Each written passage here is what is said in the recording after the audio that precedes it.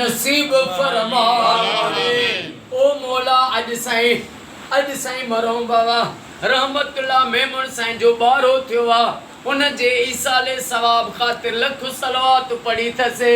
सलवात जे सदके मुहम्मद आले मुहम्मद जे सदके चादरे ततहीर जे सदके मरहूम साईं बाबा रहमतुल्लाह मेमन के जन्नतुल फिरदौस में आका करीम जो पाड़ो नसीब फरमा।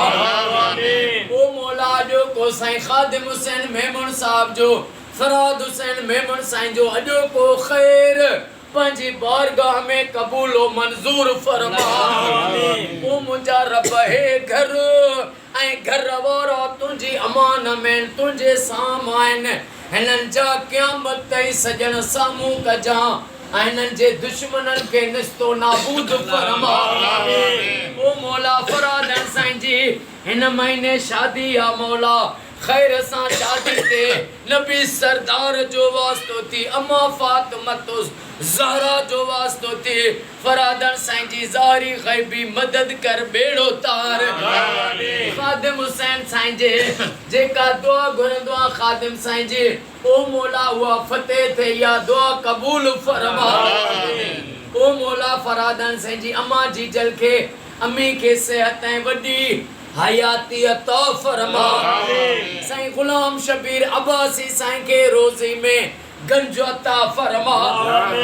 फकीर अरबाब अली साईं जा गुलजार अली फलोपोटो साईं जा बेड़ा पार फरमा। साईं मुमताज अली फौजी पणियो साईं के साईं जे बचड़न के सेहत ऐं वडी हयाती अता फरमा। रब जे के बीमार आहिनि उन्हनि खे शफ़ा अता फरमा। जेके बे औलादी आहिनि उन्हनि खे औलाद अता फरमा। जेके बेरोज़गार आहिनि उन्हनि खे रोज़ी अता फरमा। साईं दीदार रहमान सियाल साईं के मोहम्मद बिलावल सियाल साईं के सेहत ऐं वॾी खिज़री हयाती अता फरमा।